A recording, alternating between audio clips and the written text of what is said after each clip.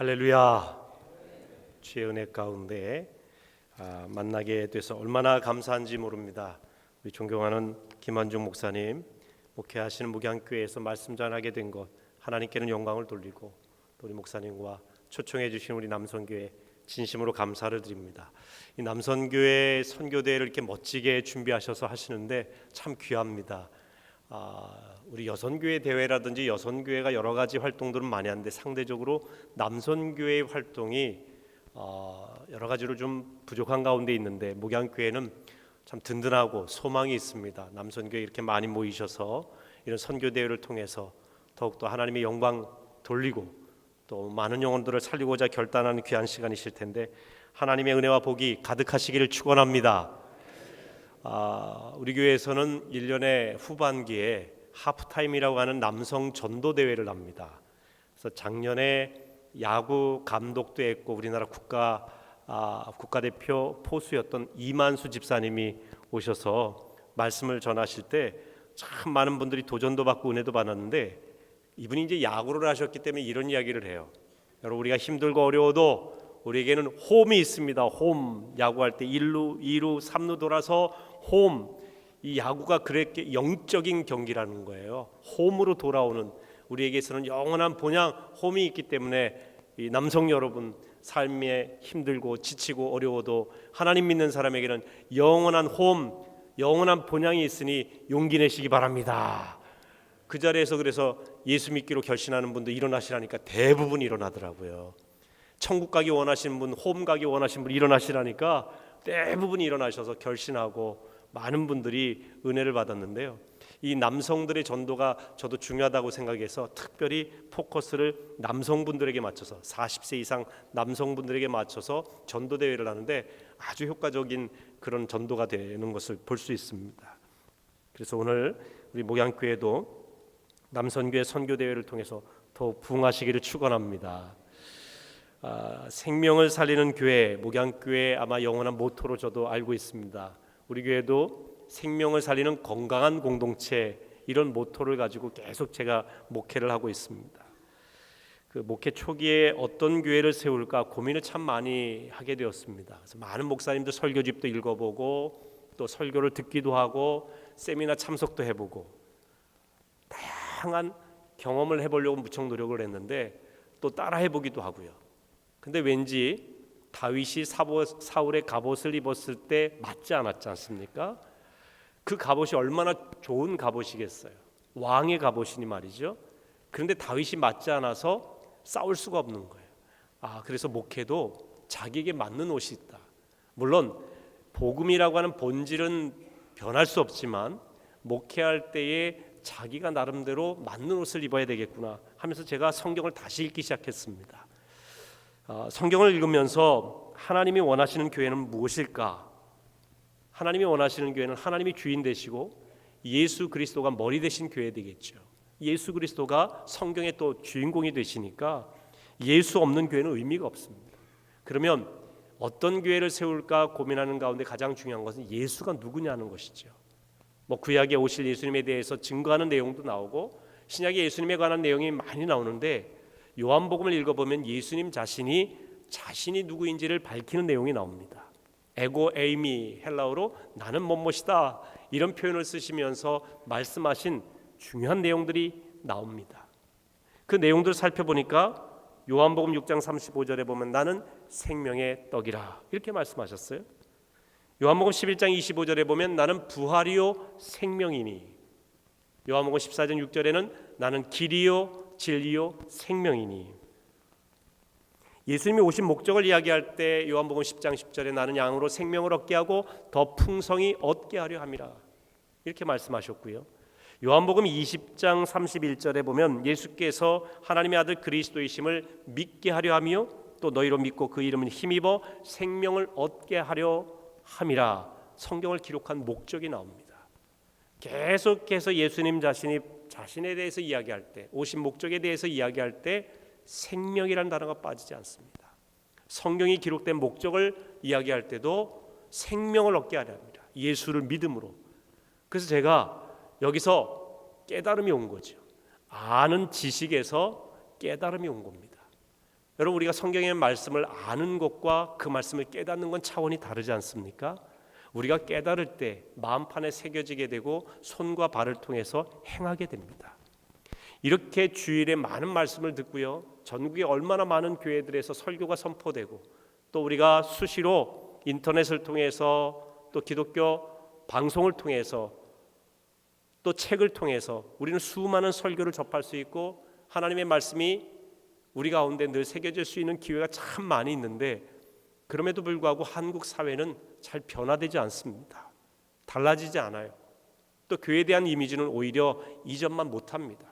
성도들의 삶도 더 신실하다기보다는 오히려 세속화되어가는 경향도 있고요. 왜 그럴까? 이렇게 많은 말씀이 선포되는데 그저 선포되는 말씀이 아는 말씀으로 그치기 때문이겠죠. 그 말씀이 마음판에 새겨지지 않습니다. 그 말씀이 내 말씀으로 받아들이지 않는다는 것입니다. 깨달아서 아는 말씀으로 나갈 때 살게 되는 것입니다. 제가 목회에 대해서 고민하면서, 교회에 대해서 고민하면서 성경 수없이 많은 내용을 봤습니다. 요한복음도 많이 읽었는데 제가 교회에 대해서 고민하는 가운데 읽었던 요한복음의 말씀이 새롭게 제 마음에 와 닿은 겁니다. 깨달아진 것이고, 교회의 가장 중요한 목적은 생명을 살리는 일이구나. 그러기 위해서는 건강한 공동체가 되어야 되겠구나. 이 깨달음을 갖게 된 것입니다.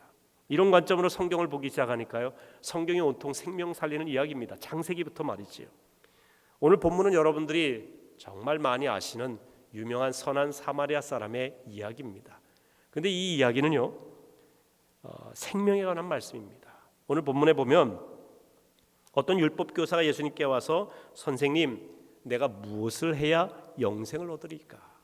무엇을 해야 영원히 살 수 있습니까? 라고 묻는 데서 시작을 합니다. 그러자 예수께서 성경에 뭐라고 되어 있느냐?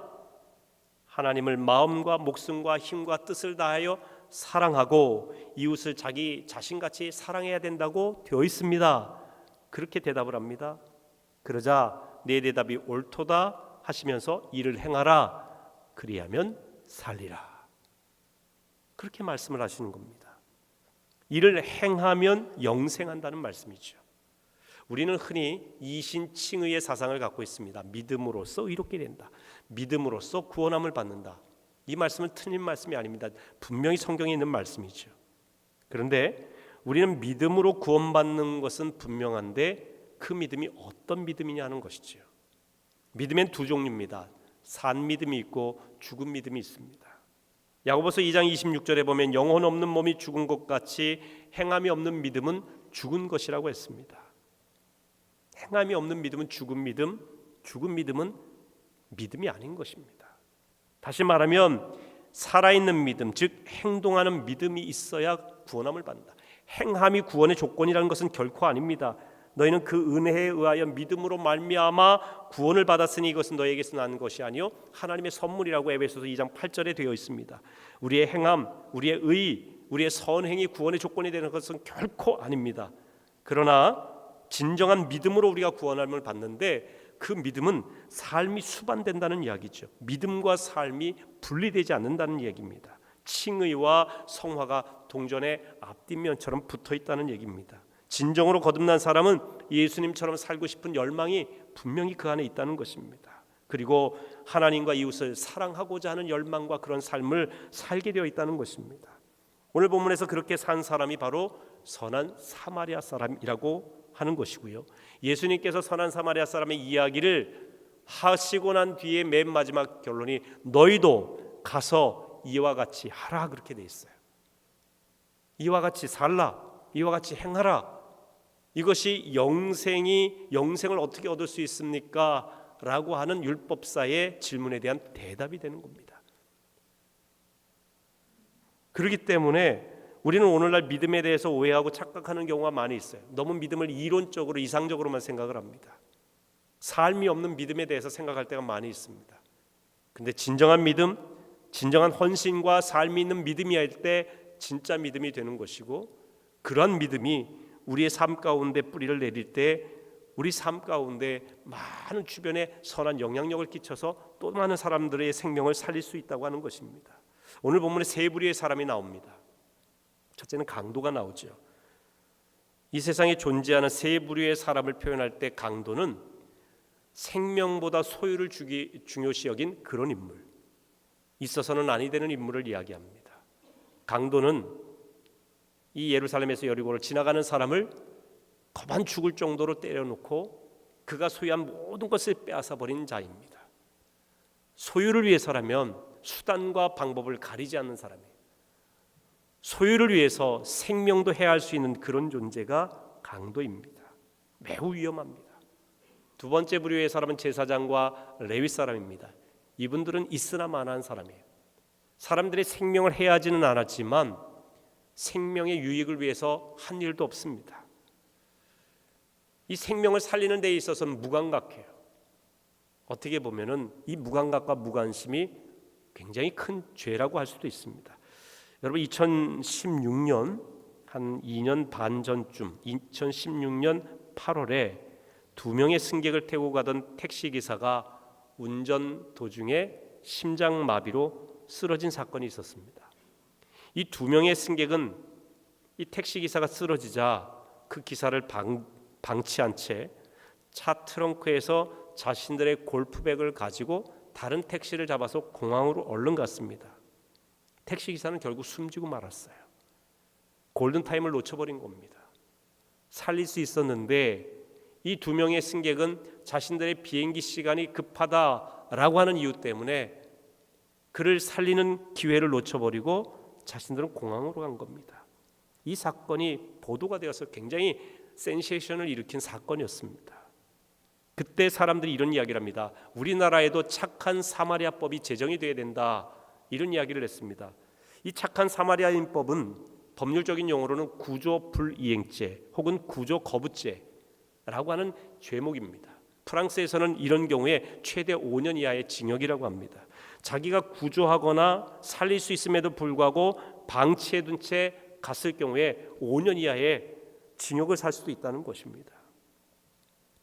생명보다 자기 소유나 자기 일이 더 중요한 시대가 된 안타까운 모습입니다. 그것이 바로 레위인과 제사장, 당시의 지도자 그룹의 모습이었던 것이죠.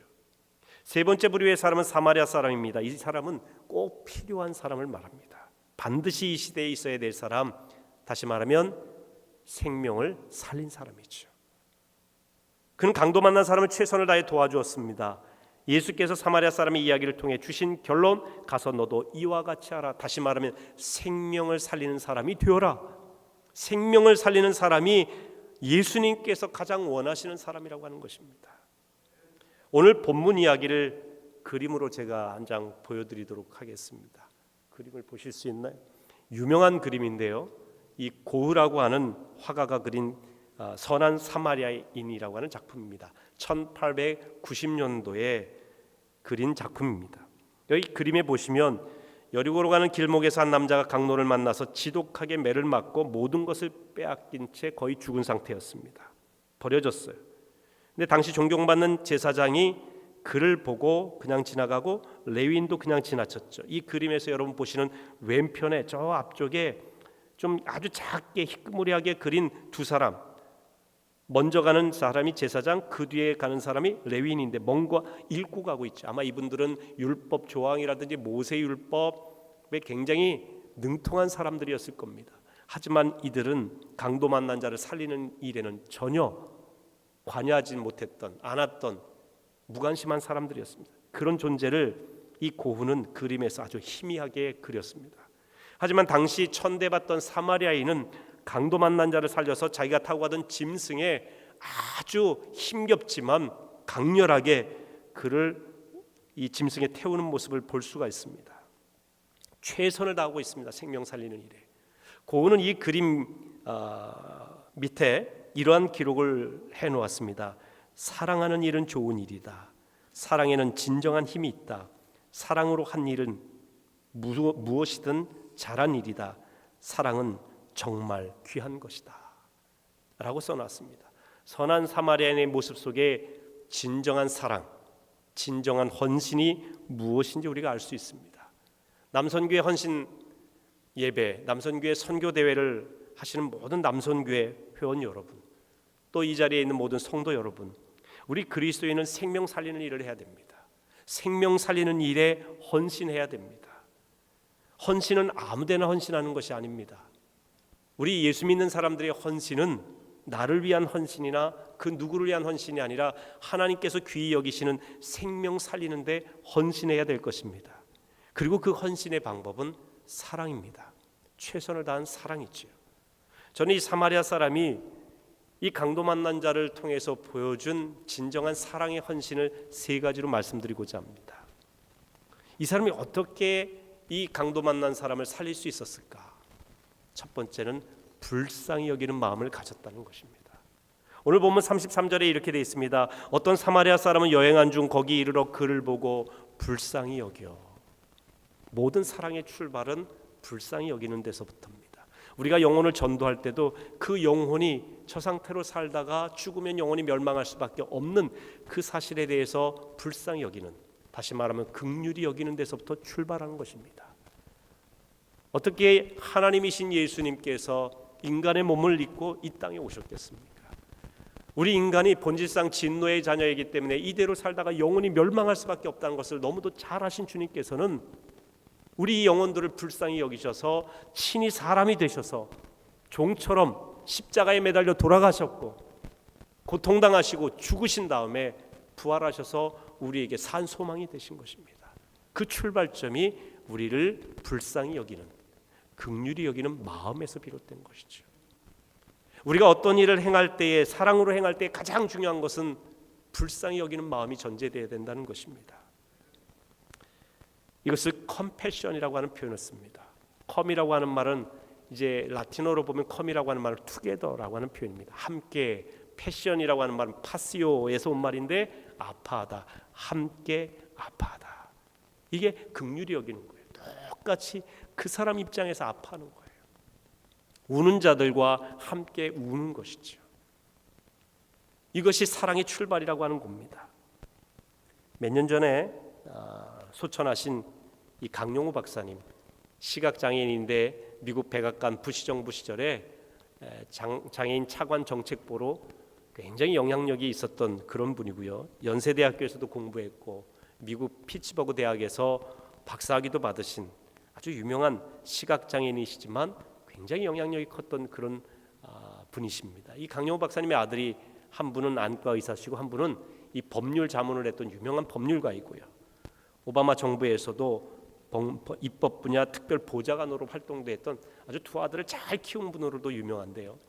이 두 아들을 키우면서 어떻게 이 세계적인 글로벌 리더를 만들 것인가, 자녀들을 어떻게 세상을 움직이는 선한 영향력을 끼치는 사람으로 만들 것인가에 대한 책이 원동력이라는 책입니다. 7가지 원동력을 제시하는데요. 첫째가 자신감과 자존감을 키워라. 아이들에게 자신감과 자존감 키워줘야 된다. 그리고 둘째는 선명한 비전과 목표가 있어야 된다.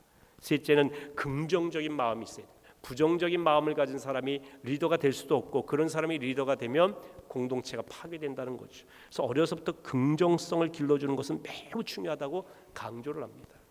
그분 자신이 긍정적인 마인드로 세계적인 인물이 되지 않았습니까? 네 번째는 소통의 능력입니다. 대화할 수 있는 능력이 매우 중요하다.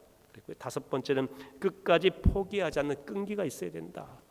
여섯 번째는 창의력과 집중력이고 마지막 일곱 번째가 뭐냐면 컴패션이 있어요. 지도자는 긍휼히 여기는 마음이 있어야 된다는 거예요. 남의 아픔을 공감하는 지도자가 진정한 지도자라고 하는 것입니다.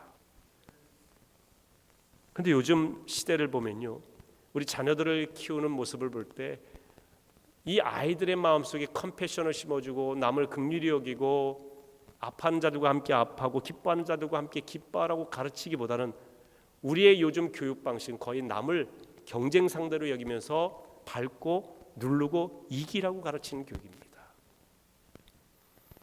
이제 수지도 그러시겠고 이 주변도 다 교육열이 높으실 텐데요. 아시겠지만 제가 목회하고 있는 안양, 그 중에서도 평촌은요, 우리 한국에서도 교육열 높은 지역으로 유명합니다.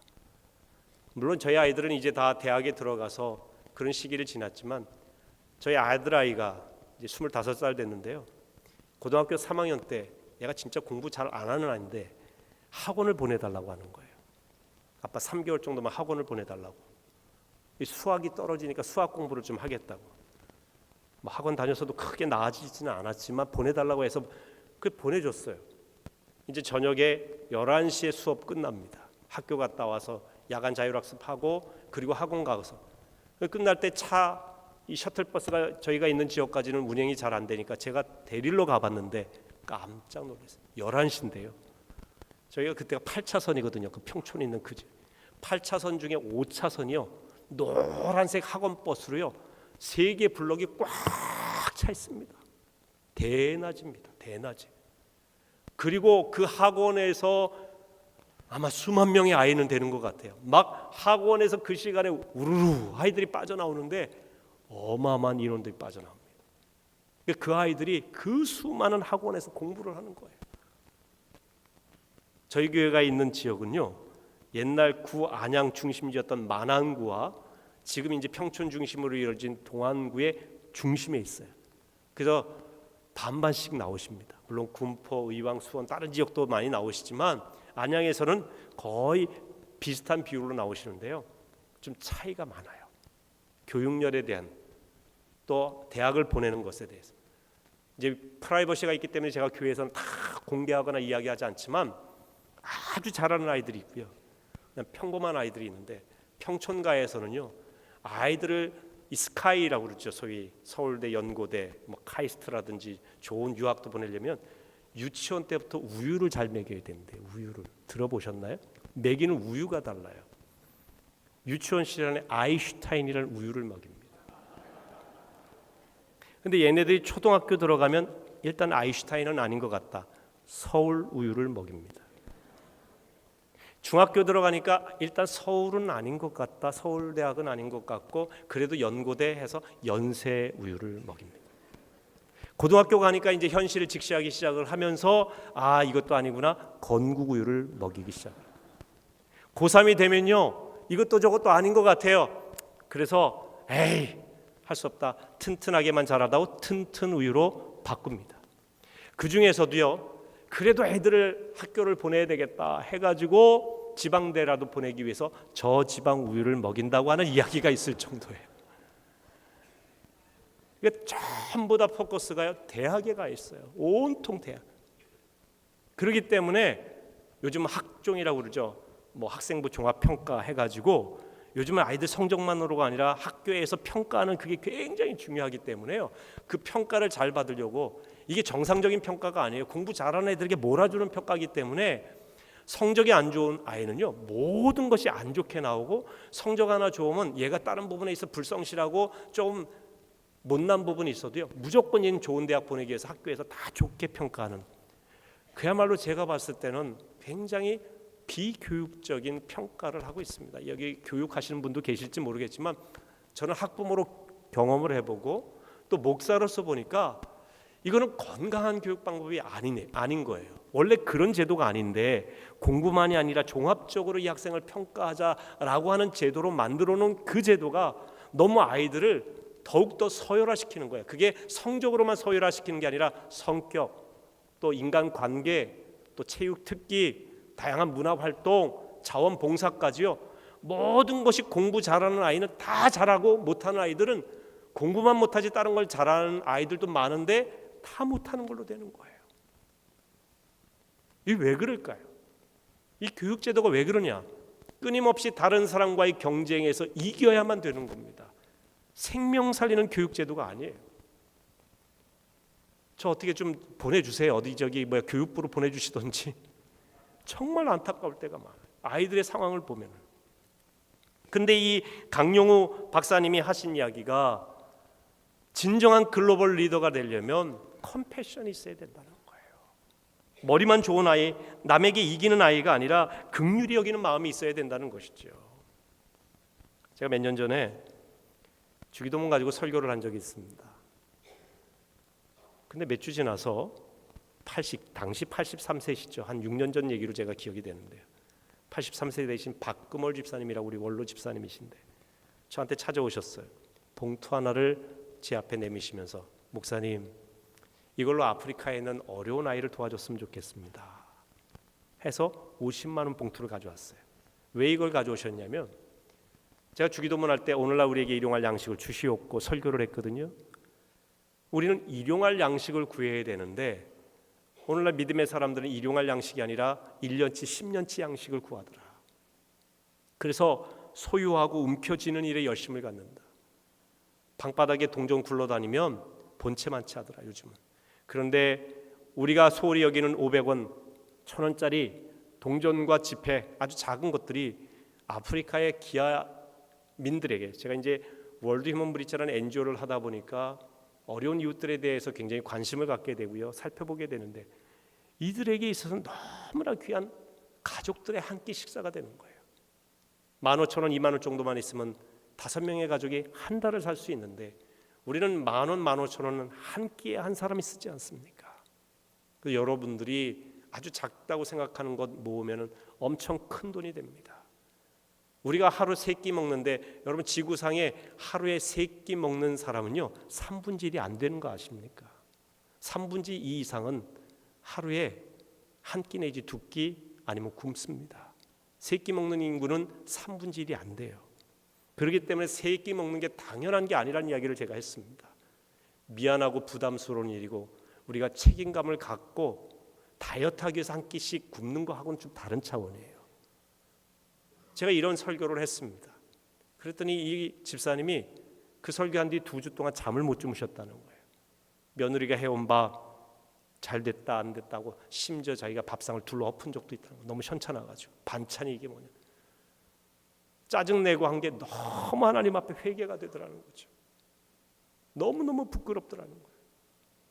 그래서 아들아이와 아이들에게 용돈 받는 거 좀 모은 거 있는 거 이 50만 원 목사님 가져왔습니다. 아프리카에 있는 아이들에게 조금이라도 도움이 됐으면 좋겠습니다. 그 할머니는 설교를 들으면서 메시지 속에 컴패션이 있었던, 불쌍히 여기는, 제가 오히려 부끄러워졌어요. 그래서요 제가 제일 약한 부분이 금식이거든요. 제가 올살리 순복음교회 기도원에서 신학생 때 3일 금식한 뒤로 제가 결단한 게 있어요. 다시는 금식을 안 하리라. 너무 힘들었어요 금식이. 목회 잘해보고 앞으로 이제 목양의 길을 가는 신학생이 하나님 앞에 어떻게 서면 좋습니까? 금식 기도하면서 비장한 마음으로 갔는데요, 야 금식 기도가 보통 힘든 게 아니에요. 근데 그때 그 할머니 집사님의 불쌍히 여기는 마음, 그 마음에 제가 감동이 돼서 아프리카의 어려운 아이들을 돕자는 마음으로 저도 금식을 했어요. 열흘을 했습니다. 교인들이 너무 걱정하시는 거예요. 제가 이 쑥 들어가니까 어떤 분은 공기만 마셔도 살이 찌신다고 하는데 저는 한 끼만 굶어도 금방 표가 나요.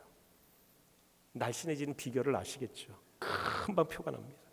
그래서 굶지를 못합니다. 근데 열흘을 굶었으니 얼마나 피골이 상접했겠습니까? 교인들이 걱정해서 제가 10끼 금식한 다음에 열흘 금식한 다음에 제가 교인들에게 설교하면서 이런 이야기를 했어요. 제가 금식하고 오늘 금식 헌금을 드렸는데 그 이유는 우리 박 집사님의 아프리카 영혼들에 대해서 불쌍히 여기는 마음을 저도 품게 되었고 아프리카 사람들을 돕기 위해서 했습니다. 여러분 가운데도 그들을 긍휼히 여기는 마음으로 다음 주 한 주 금식하면서 헌금하시겠습니다. 했는데요, 저희가 한 주 하지 않고 2주 금식 헌금을 모았는데 6천만 원이 나왔어요. 금식 헌금만이 아니라 자기들이 모아놨던 것 중에 너무 컴패션, 그래서 짐바브웨의 데일리 케어 센터라고 하는 센터를 지어줬습니다. 원래 먹이기 위해서 보내려고 했더니 당시에 짐바브웨에 있는 선교사님이, 목사님 아이들이 먹는 것도 중요하지만 아이들이 교육해서 모일 장소가 필요하니 데일리 케어 센터부터 지어달라는 거예요. 근데 그 선교사가 굉장히 지혜로운 거예요. 센터를 지어놓고 나니까 목사님 애들이 모이는데 어떻게 할까요? 먹일 수 있도록 해달라. 너무너무 지혜로운 선교사예요. 그럼 먹을 거 줘야죠. 근데 목사님 애들이 오려면 10km 정도 걸어와야 되는데 버스가 있으면 훨씬 좋을 텐데요. 어떻게 하면 좋죠? 버스 사줬어요 저희가. 야, 선교도 지혜롭게 해야 되겠더라고요. 그래서 저희가 짐바브웨에 그 헌금으로 했습니다. 컴패션이 현실이 된 거죠. 사랑의 현실. 이 선한 사마리아 사람입니다. 두 번째 선한 사마리아 사람은 불편함에도 불구하고 사랑을 실천했습니다. 여러분 생각해 보세요. 불쌍히 여겨 가까이 갔다고 해서 자기가 가진 걸 다 내놓습니다. 기름도 내놓습니다. 아마 포도주도 먹이고 그 상처를 씻기기도 하고요. 옛날에 기름은요 전부 다 상처를 씻기는 소독 역할도 하고요. 식용도 있고 갖고 다니는 것이 자기 개인의 삶을 위해서 꼭 필요한 것들을 이 선한 사마리아 사람은 다 내놓습니다. 그리고 그 사람을 이대로 두면 안 되니까 이 강도 만나 거반 죽은 그 사람을 짐승에 태우는 수고를 합니다. 이 일이 얼마나 불편한 일이에요. 이 사람이 해야 될 이유가 없습니다. 책임이 있는 것도 아니에요. 가족도 아니라 사마리아 사람 입장에서는 원수와 같은 유대인입니다. 얄미운 사람들이에요. 자기들 개 취급하는 사람들입니다. 그런데 이 사마리아 사람은 이 사람의 민족이 유대인이든 아니든 이게 상관이 없습니다. 내 가족이냐 아니냐 이게 중요한 게 아니에요. 이 사람이 거반 죽어가는 이 사람 살려야겠다는 거예요. 그걸 위해서 불편함을 감수한 거죠. 어머님이 아이를 낳을 때 그 해산의 불편함, 그 고통을 감수하지 않습니까? 한 영혼을 살리기 위해서 우리가 수고 없이 어떻게 살리겠습니까? 영혼 전도하기 위해서 쉽게 전도할 수 있겠습니까? 때로는 수치도 당하고 모멸도 당하고 어려움도 있고 인내심도 필요하고 내 물질도 나가야 되고, 그럼에도 불구하고 우리가 이 일을 하는 일은 이 불편하고 어려운 일이지만 이 일을 통해 생명을 살릴 수 있기 때문입니다. 하나님이 그걸 기뻐하시기 때문에. 오늘날 왜 교회가 욕을 먹을까? 왜 그리스도인들이 손가락질을 당할까? 가만히 돌아보면요, 불편한 자리로 안 가세요. 저는 우리 교회 장로님들을 너무너무 사랑하고 축복합니다. 대표를 두 분 오셨지만, 왜냐하면 제가 초기에 안양교회 가보니까 우리 김한준 목사님 오신 뒤 얼마 안 돼서 저는 안양교회로 가서 진짜 경기원에 와서 같은 지방에서 교제하면서 친하게 제 존경하는 선배 목사님이시기 때문에 교제하리라 생각했는데, 제가 부름을 받고 가게 되는 바람에 목사님도 바쁘시고 저도 가보니 워낙 여러 가지 일들이 있다 보니까 만남의 시간이 많지 않았는데요. 가보니까 안양교회가 참 크고 귀한 교회인데, 이 주일에 이 식사할 때 참 많은 인원이 식사를 합니다. 근데 주방에서 일하는 사람은 너무 부족한 거예요. 장로님들께 부탁을 드렸어요. 우리 장로님들하고 교육장을 따로 식사를 하고 다 대접을 받고 있는 상황이었습니다. 장로님들에게 장로님들이 앞치마를 좀 두르시면 어떻습니까? 장로님들이 불편한 자리로 가시면 어떠실까요? 우리 장로님들이 아무도 아멘을 안 하시는 것 같은데, 장로님들이 앞치마를 두르기 시작하면 교인들이 존경합니다. 사랑합니다. 우리가 직분이 높을수록 낮은 자리, 주차봉사, 주방봉사, 어려운 자리로 가시면요, 진짜 존경해요. 제가 참 많은 이야기를 들었어요. 배식하시고 설거지하시고 그 큰 솥을 닦으시고 불편하시죠. 어쩌면 격에 안 맞다고 얘기할 수 있을런지 몰라요. 격에 안 맞는 걸로 따지면 하나님이신 예수님이 인간이 되신 격만큼 우리가 격이 낮아지겠습니까? 불편한 자리로 가시죠. 불편을 감수할 때 건강한 신앙이 됩니다. 우리가 건강을 위해서 운동을 하지 않습니까? 이제 제가 있는 안양교회는 그 안양천변이에요.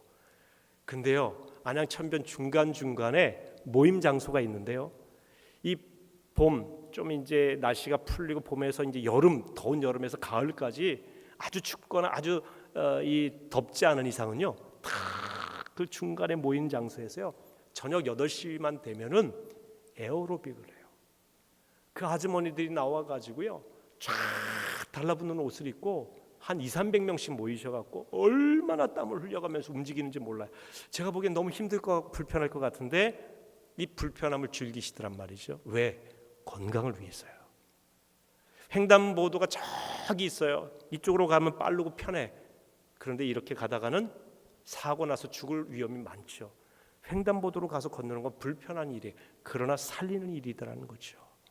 일회용 컵으로 계속 마시면, 그리고 버리면 편해요. 하지만 환경이 죽으면서 지구가 아파하는 일이에요.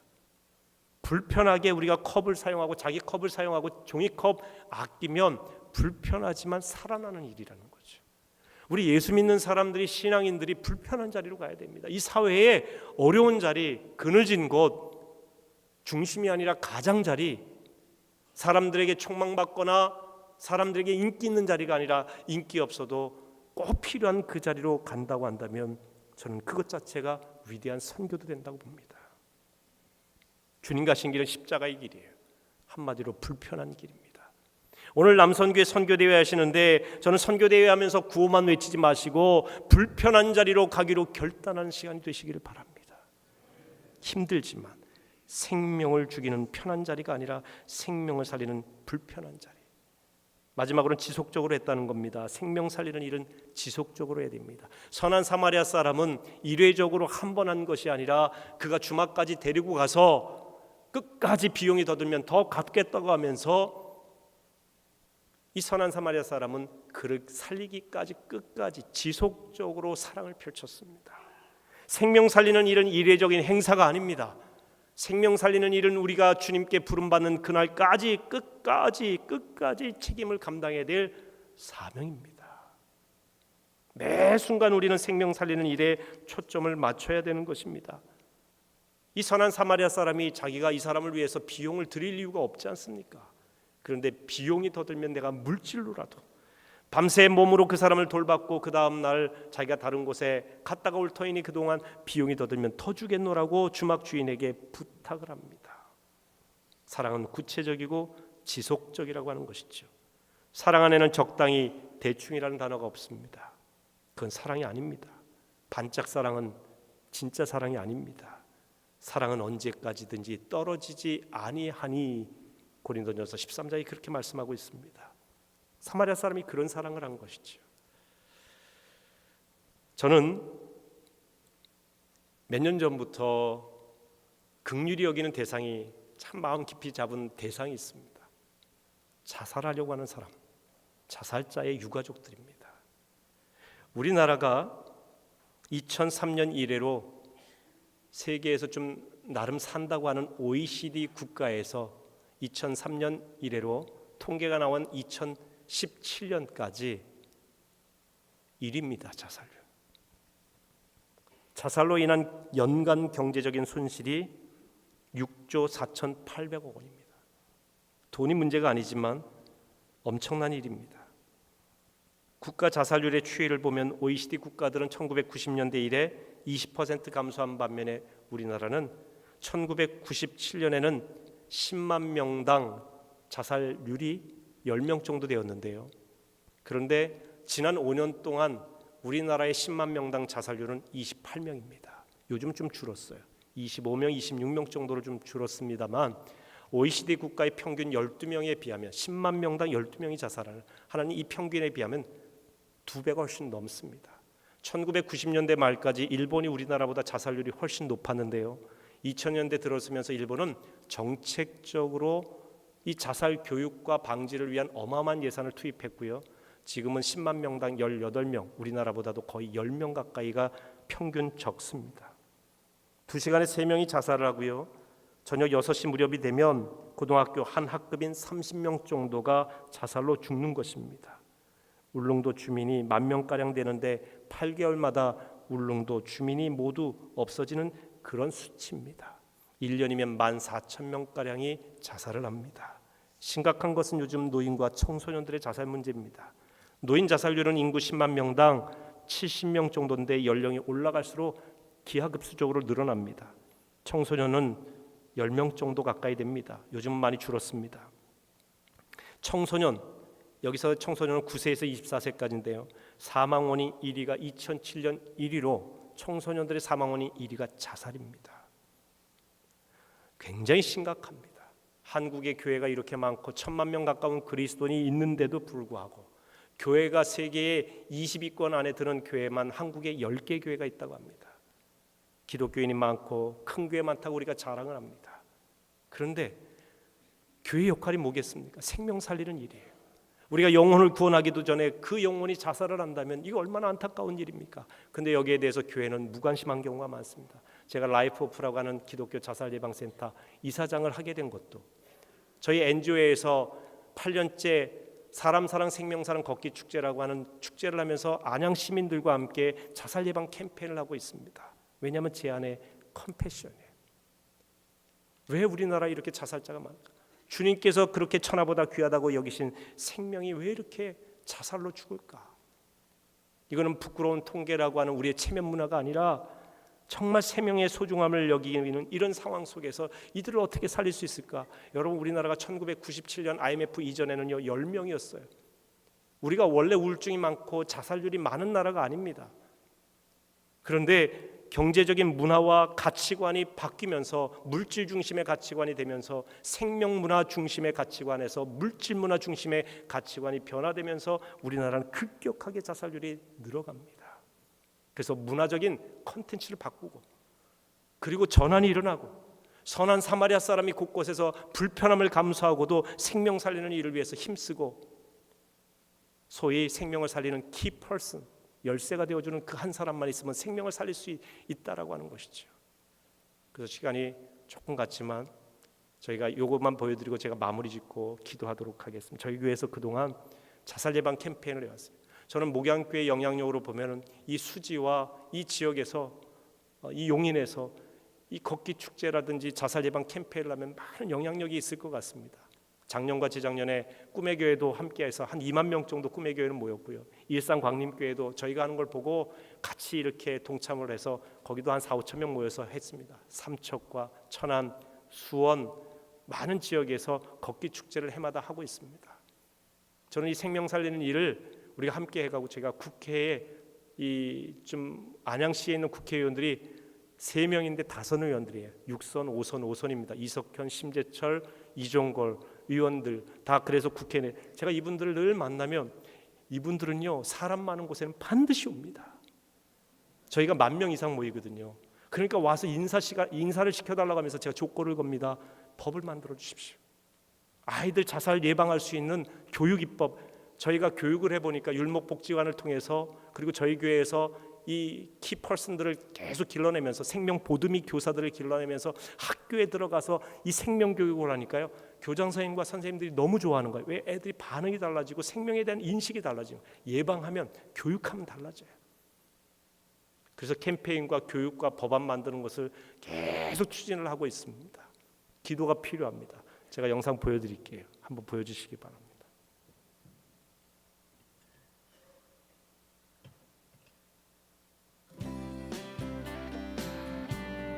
우리나라는 OECD 국가들 중에서 13년 동안 자살률 1위.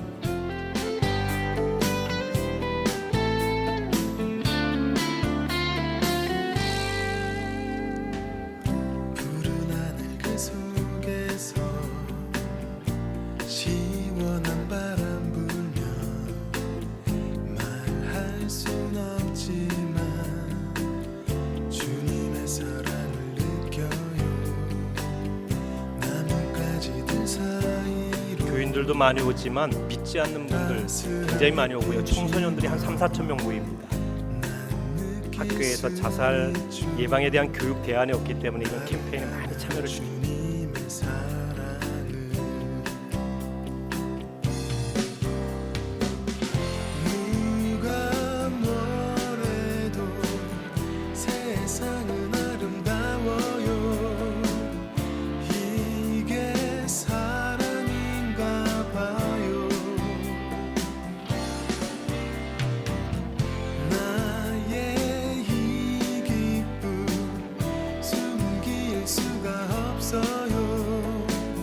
주님 그 사랑을 보여주실 때면 세월 흘러 시간이 가도 그 사랑 변함없죠. 내 맘이 설레는 이게 바로 사랑인가 봐요. 내가 주님 알기 전부터 내게 주신 그 편지 저희가 걷기만 하는 게 아니라 부스를 다 만들어 가지고 자기의 건강 상태도 체크해 볼 수 있게 하고 40개의 부스 체험을 통해서 구체적으로 자살을 예방할 수 있는 여러 가지 내용들을 제시하고 있습니다.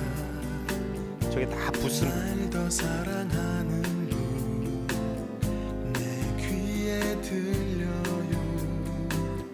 나를 향한 주님의 그 음성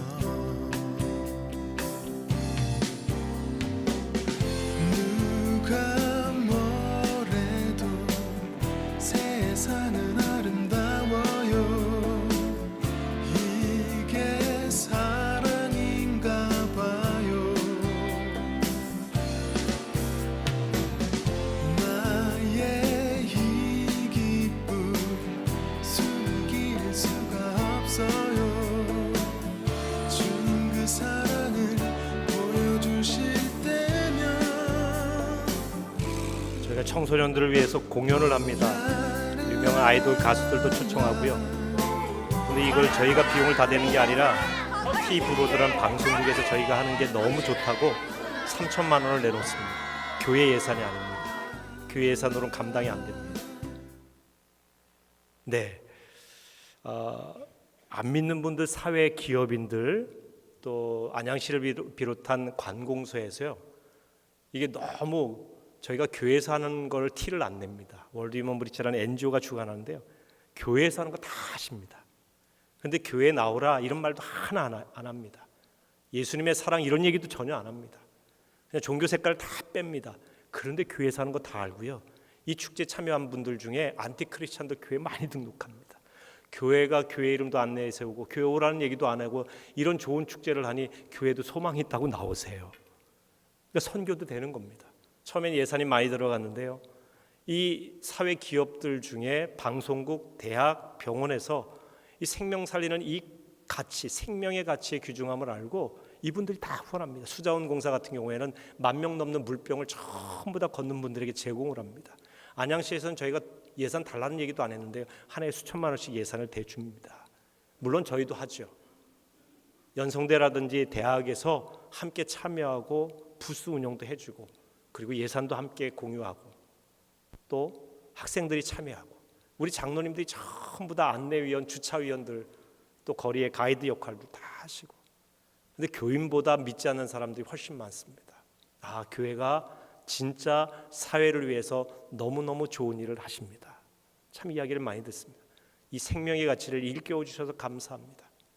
그래서 저희가 이 일을 하기 전에 9월 달에 일을 하는데 8월 달에는요, 안양시에 있는 이 유지분들, 안양시를 움직이는 시장이나 국회의원이라든지 시의회 의장이라든지 또 정신보건의료원, 이런 계통에 있는 분들이라든지 법률가라든지 안양시를 움직여가는 유지분들을 한 20여 분 초청을 합니다. 그래서 원래는 저희 교회에서 하려고 했는데 시장님이 이 좋은 일을 왜 거기서 하시냐고, 시장 접견실 내드리겠다고, 거기서 저희가 모여갖고 안양시 어떻게 자살률을 줄일 수 있을 것인가를 함께 고민하고 설문조사하고, 그러면서 계속 줄여나가고 피드백하고, 그러면서 이 생명의 가치를 지역사회에 공유하고 있습니다.